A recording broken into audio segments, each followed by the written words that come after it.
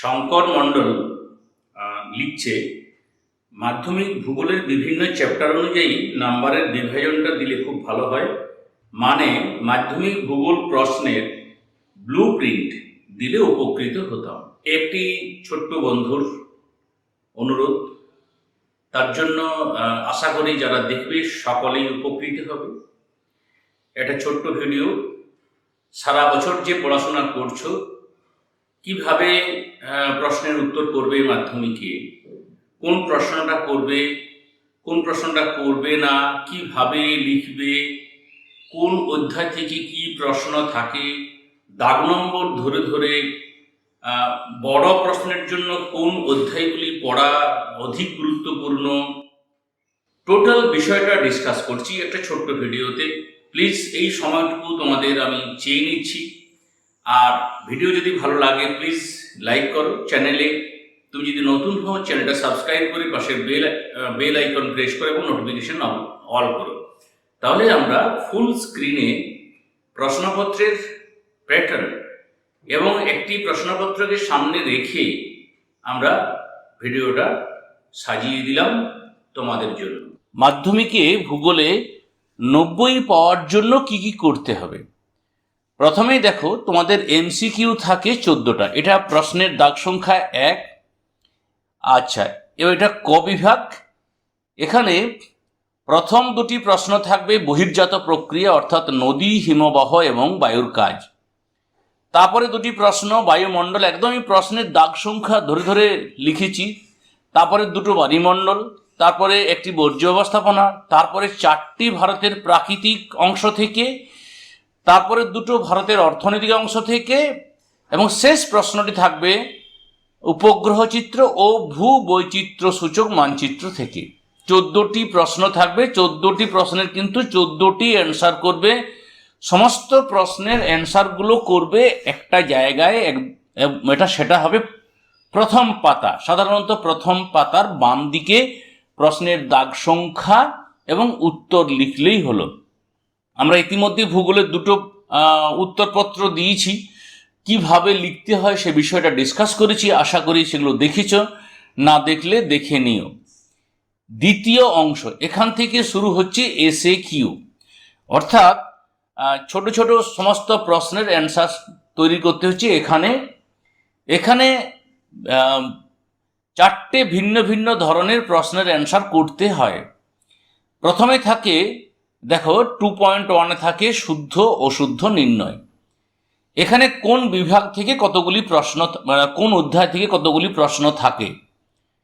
তাহলে আশা করি দেখতে পাচ্ছ, আমি ডিটেলসে যাচ্ছি না। দেখো 7টি প্রশ্ন এখানে থাকবে, তোমাকে উত্তর করতে হবে 6টি, অর্থাৎ একটি বাড়তি প্রশ্ন।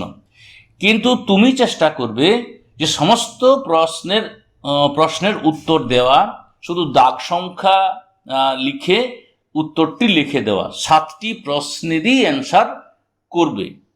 নেক্সট চলে এলাম 2.2, এখানে শূন্য স্থান পূরণ। এখানেও দেখো যে বিভিন্ন অধ্যায় থেকে প্রশ্ন রয়েছে, প্রত্যেকটি অধ্যায় থেকে প্রশ্ন রয়েছে। তো 7টি প্রশ্ন রয়েছে, এখানেও কিন্তু 6টি প্রশ্নের অ্যান্সার করতে হবে। তাহলে এখানেও সেম বিষয় যে তুমি প্রত্যেকটি প্রশ্নের কিন্তু অ্যান্সার করবে। 2.3, একটি বা দুটি শব্দে উত্তর, অর্থাৎ খুব সংক্ষিপ্ত উত্তর। সংক্ষিপ্ত উত্তরে দেখো বহির্জাত প্রক্রিয়া 1, বায়ুমণ্ডল 1, বায়ুমণ্ডল 1, বর্জ্য ব্যবস্থাপনা 1, ভারতের প্রাকৃতিক 1, অর্থনৈতিক থেকে 2 এবং ভূ বৈচিত্র্য সূচক মানচিত্র থেকে 1। এখানে 8টি প্রশ্ন দেওয়া থাকবে বিভিন্ন অধ্যায় থেকে। তুমি 8টি প্রশ্নেরই অ্যান্সার করবে। এরপর রইল স্তম্ভ মেলানো, অর্থাৎ 4টে প্রশ্নের অ্যান্সার করতে হয়। 4টেই থাকে, অর্থাৎ সব প্রশ্নের অ্যান্সার করতে হয়। সাধারণত 2টো প্রশ্ন থাকে ভারতের প্রাকৃতিক থেকে আর 2টো প্রশ্ন থাকে ভারতের অর্থনৈতিক থেকে। তাহলে কি দাঁড়ালো না, বহির্জাত প্রক্রিয়া থেকে এমসিকিউ 2টি এবং এসএ কিউ মিলে মোট 6, বায়ুমণ্ডল থেকে এমসিকিউ 2টি এবং অন্যান্য প্রশ্নে 4, মোট 6। এইভাবে প্রশ্ন থাকছে কীরকম খেয়াল করে দেখো। এমসিকিউ 14টি প্রশ্নের 14টি করতে হচ্ছে, শুদ্ধ অশুদ্ধ 7টি থাকে, 6টি করতে হবে। শূন্য স্থানে 7টি থাকে, 6টি করতে হবে। একটি দুটি শব্দ সেখানে 8টি থাকে, 6টি করতে হবে। স্তম্ভ মেলনে 4টি থাকে, 4টি করতে হবে, অর্থাৎ মোট 40টি প্রশ্ন, আর করতে হবে 36টি। খেয়াল করবে 1 1 2 আর এখানে 2, মোট 4টি প্রশ্ন এক্সট্রা থাকে। এরপর বিভাগ গ, প্রশ্নের দাগ সংখ্যা 3। এখানে প্রত্যেকটি প্রশ্নের মান 2, প্রত্যেকটি প্রশ্নের অথবা থাকে। প্রথমে দেখো 3.1 যে প্রশ্নটি রয়েছে তার আরেকটি অথবা রয়েছে বহির্জাত প্রক্রিয়া, অর্থাৎ বহির্জাত প্রক্রিয়া অথবা বহির্জাত প্রক্রিয়া। একটি প্রশ্নের উত্তর করতে হবে মান 2, বায়ুমণ্ডল অথবা বায়ুমণ্ডল। অর্থাৎ এই দুটো অধ্যায় থেকে দুটো প্রশ্ন থাকবে, করতে হবে একটি। বর্জ্য ব্যবস্থাপনা থেকে একটি অধ্যায় থেকে দুটো প্রশ্ন থাকবে, করতে হবে একটি। ভারতের প্রাকৃতিক থেকে দুটো প্রশ্ন থাকবে, করতে হবে একটি। অর্থনৈতিক থেকে দুটো প্রশ্ন থাকবে, করতে হবে একটি। উপগ্রহ চিত্র, ভূবৈচিত্র্য মানচিত্র থেকে 2টি প্রশ্ন থাকবে, করতে হবে একটি। মোট কটি প্রশ্ন? 6টি প্রশ্ন, প্রত্যেকটির মান 2, অর্থাৎ এখানে 12 নম্বর উঠবে। তুমি এই 12 নম্বর লেখার জন্যে তুমি 3টে পাতা ম্যাক্সিমাম ইউজ করবে, অর্থাৎ একটি পাতাতে 2টো প্রশ্নের অ্যান্সার একটু গ্যাপ দিয়ে দিয়ে লিখবে। তোমার যদি খুব ছোট উত্তর হয় সেক্ষেত্রে তুমি ইচ্ছা করলে অথবা প্রশ্নের অ্যান্সার সময় থাকলে অবশ্যই করে দিও। আর একটা জিনিস বলে রাখি, যদি উদাহরণ চাওয়া না থাকে তা সত্ত্বেও উদাহরণটা অবশ্যই দেবে। আচ্ছা, এরপরে ঘ বিভাগ। ঘ বিভাগে দেখো বহির্জাত প্রক্রিয়া অথবা বায়ুমণ্ডল থেকে সাধারণত প্রশ্ন থাকে। এখানে তোমাকে একটা ট্রিক্স বলি। 2 নম্বর মানের প্রশ্নের প্রথম প্রশ্নটি বহির্জাত প্রক্রিয়া থেকে থাকবে, আর 3 নম্বর মানের প্রশ্নের প্রথম প্রশ্নটি থাকবে বহির্জাত প্রক্রিয়াটি থেকে, অধ্যায় থেকে। তাহলে তুমি 2 এবং 3 এই দুটি ভিন্ন মানের প্রশ্নের জন্য অবশ্যই বহির্জাত প্রক্রিয়াটি বা অধ্যায়টিকে গুরুত্ব দাও। বর্জ্য ব্যবস্থাপনা থেকে 2টো প্রশ্ন থাকবে, একটি করতে হবে। ভারতের প্রাকৃতিক এবং অর্থনৈতিক, সব থেকে ভালো হয় অর্থনৈতিক অংশটাকে বেশি করে পড়া, কারণ 5-এ অর্থনৈতিক অংশ থেকে বেশি প্রশ্ন থাকে। তাই আমি বলবো প্রাকৃতিকটা তুমি যদি নাও পড়ো 3-এর জন্য তাও চলবে, তাহলে তুমি অর্থনৈতিক অংশটা বেশি গুরুত্ব দাও।